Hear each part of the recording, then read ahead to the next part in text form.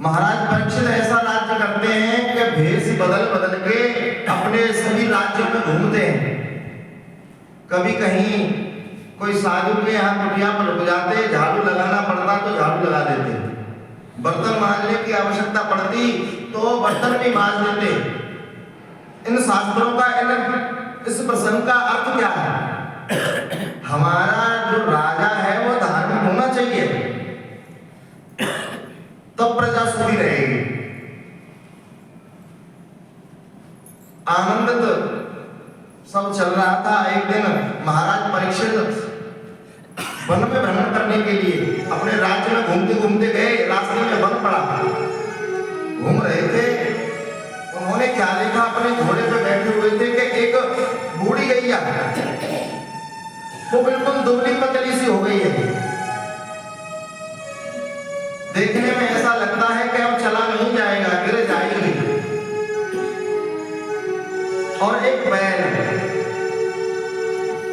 ये दोनों आपस में बात कर रहे थे। और जो बैल हैं उनके 3 चरण कट चुके हैं, एक ही चरण पे हैं। दोनों आपस में बात कर रहे थे। मैं आपको जरा बता दूं, ये बैल कौन है? ये बैल है साक्षात धर्म। और जो गैया है वो कौन है? वो है पृथ्वी देवी। दोनों आपस में चर्चा कर रहे थे। गैया मैया रो रही थी, कह रही थी क्या करूं? धर्म ने पूछा, बैल ने पूछा, आप रोती क्यों हैं? क्या इसलिए रो रही है कि अब कलयुग आने वाला है, आपके ऊपर अत्याचार अनाचार बढ़ जाएगा? क्या तुम्हें कृष्ण की याद आ रही है? भगवान हमें छोड़ के चले गए, उनके चरणों का स्पंदन अब तुम्हें नहीं मिल रहा, क्या इसलिए रो रही हो? क्या तुम इसलिए रो रही हो कि मेरे 3 चरण कट गए हैं, मैं एक ही चरण में हूं? ये चरण क्या है? धर्म। ये चारों चरण धर्म है। धर्म के 4 चरण होते हैं। सतयुग में धर्म के 4 चरण होते हैं: सत्य, दान, दया और पवित्रता। त्रेता जाते जाते, सतयुग जाते जाते एक चरण कट जाता है, फिर दान, दया और पवित्रता रह जाती है। त्रेता जब चला जाता है तो दान और सत्य रह जाता है, और द्वापर जब जाता है तो दान भी चला जाता है, फिर एक चरण बचता है कलयुग में सत्य। इसलिए वेद व्यास यहाँ भागवत जी में लिखते हैं सत्यम परम धीमहि।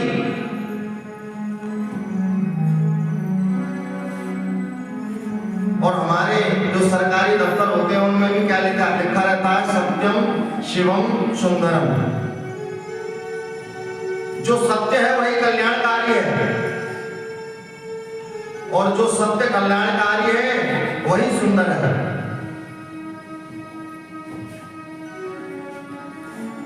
आपस में चर्चा कर रहे थे। परीक्षित जी खड़े खड़े देख रहे थे। परीक्षित जी ने देखा ये मेरे राज्य में और ये इतने निर्बल बैल और ये गैया मैया मेरे राज्य में इतना दुख क्यों? उस समय गैया मैया को इतना कष्ट नहीं था।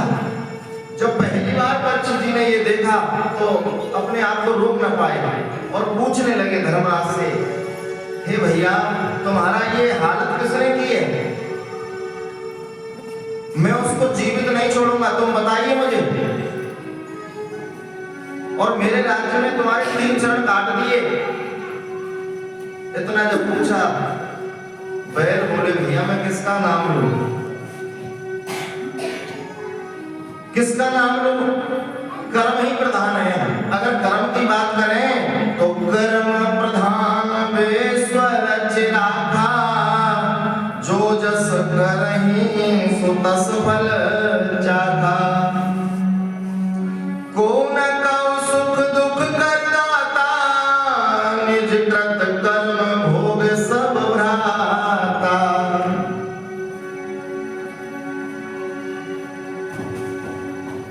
भैया कोई किसी को दुख नहीं देता, अपने अपने कर्मों से दुख मिलता है। मुझे मेरा कोई ऐसा कष्ट बन गया होगा, कोई पाप बन गया होगा, उससे मुझे ये कष्ट देखना पड़ रहा है। अगर मीमांसा शास्त्र की बात करें तो संत कहते हैं भैया दुख कुछ होता नहीं। धर्मराज कह रहे हैं दुख कुछ है नहीं और सुख कुछ भी नहीं है। सुख तो कुछ भी नहीं है, मन का वहम है सुख दुख। कोई व्यक्ति 500 रुपए कमा के लाया, मन में सोच रहा है आनंदित होकर के, आहा अब तो मैं 500 रुपए कमा के लाया, आनंद हो गए, ये सुख है।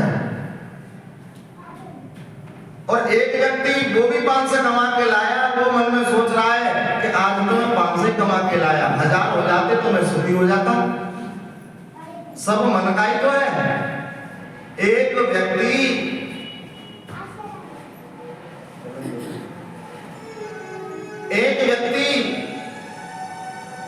रात्रि में सुंदर डल्लफ के गद्दे पे सोया, नींद की गोली खा रहा है, नींद नहीं आ रही है। और एक किसान जो करके खेत में फावड़ा चला रहा है, और जब थोड़ा आलस आया थोड़ा वहीं बेड पे लेट गया, हाथ में तकिया लगाई और सो गया। क्या है सुख और क्या है दुख? एक व्यक्ति हलवा खा रहा है घी का, उसमें अनेकों मेवा मिष्ठान डले हुए हैं, और हलवा खाने के बाद में भी अपने नौकर को डांट रहा है, अरे कैसा हलवा बनाया है, इसमें मीठा ज्यादा हो गया। और एक व्यक्ति के घर अगर सब्जी भी भैया बन जाए तो वो प्रसन्न है, आज तो मेरे घर सब्जी बन गई, मेरे बच्चे सब्जी से भोजन करेंगे। तो क्या है सुख और क्या है दुख?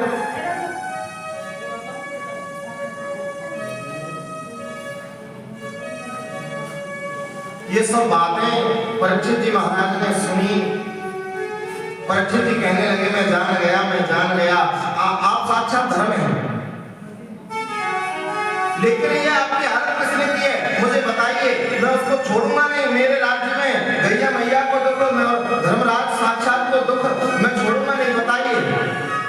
इतने में परीक्षित जी जब कह ही रहे थे, इतने में एक व्यक्ति निकल के आया, बड़ा काला विशाल शरीर उसका, बड़ी बड़ी भुजाएं, काले काले पट्टी बांध के माथे पर नंगी तलवार लेकर के, जो धर्म का एक चरण बाकी है उसको भी काटना चाहता है।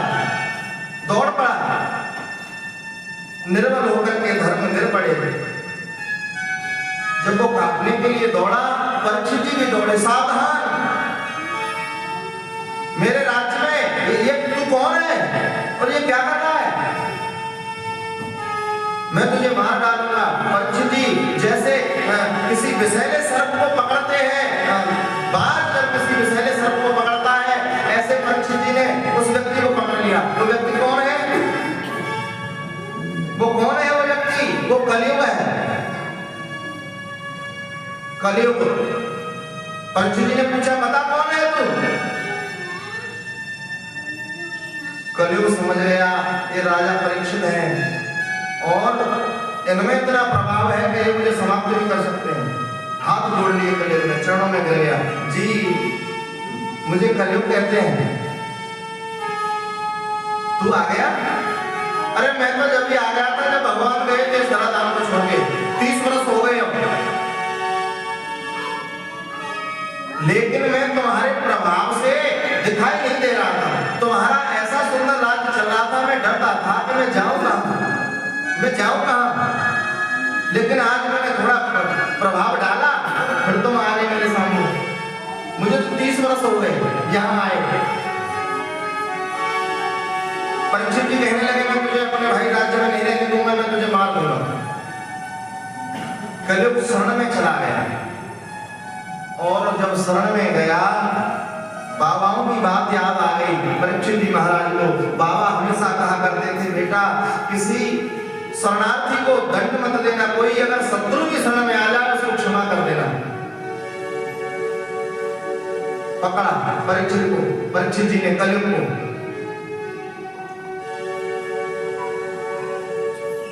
परीक्षित जी कहने लगे वैसे तो तेरे में सब अवगुण ही अवगुण है, कोई गुण तो है नहीं, कोई अगर गुण हो तो मैं तुझे जीवित छोड़ूं?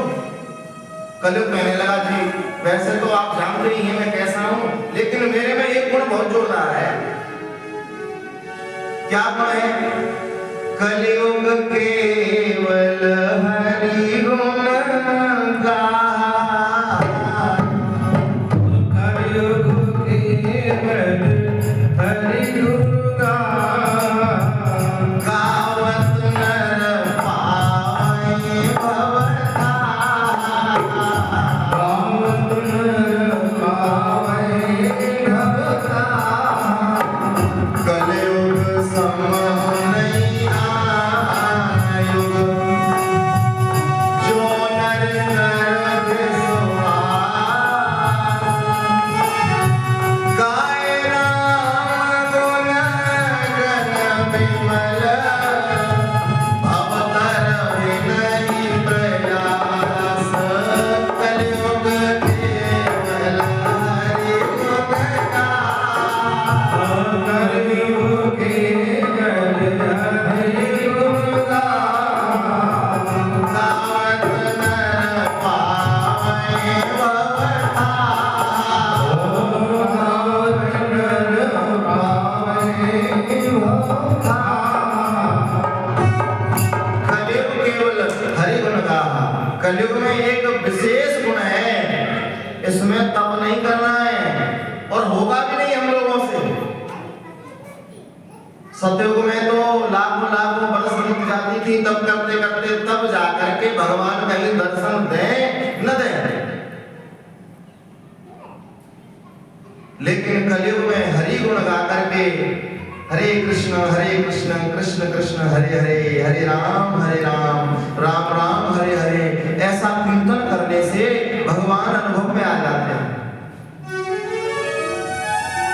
ऐसे कितने ऐसे संत, कितने ऐसे भक्त हुए जिनको भगवान का दर्शन हुआ कलयुग में। नामदेव जी 72 बार दर्शन किया नामदेव जी ने भगवान का, कलयुग की बात है। मीराबाई तो सामने बैठा के ठाकुर जी को चौसर खेला करती थी।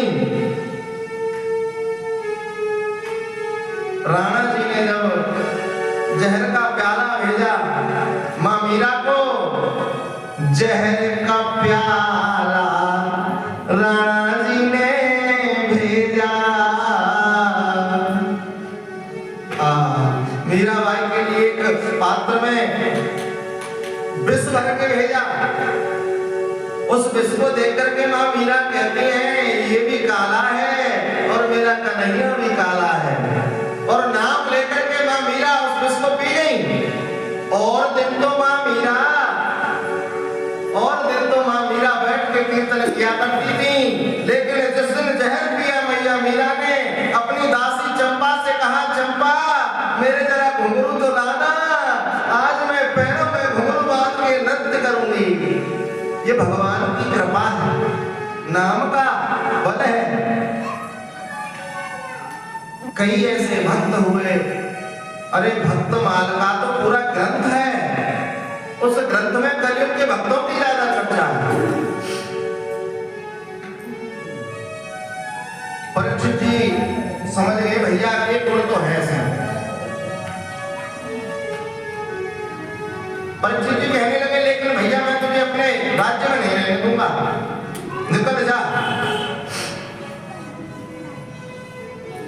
हाथ जोड़ के कलयुग बोला जी कहाँ जाऊं, आपका ही राज है सब जगह, पूरी पृथ्वी पे तो आप ही हो, कहाँ जाऊं? अच्छा मुझे कोई 4 स्थान बता दीजिए, कक्ष दे दीजिए, रूम दे दीजिए, कमरा दे दीजिए 4। कलयुग को रहने के लिए 4 स्थान दिए, ध्यान से सुनना। द्यूतं पानं स्त्री सोना यत्रा धर्मश्चतुर्विधा। 4 स्थान दिए कलयुग को। पहला स्थान सुनो, द्यूतम, जहां पर जुआ होता हो वहां पर कलयुग रहता है। अब वो चाहे जुआ कैसा भी हो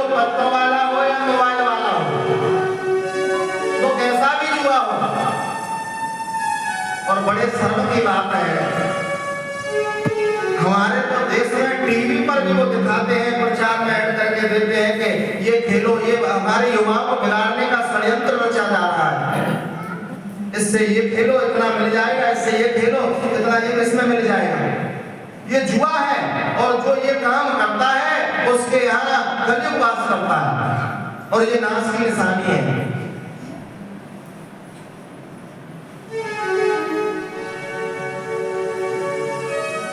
सबसे बड़ा जुआ दुर्योधन ने खेला। फोन करके पूछ लो दुर्योधन को क्या हाल है उसके।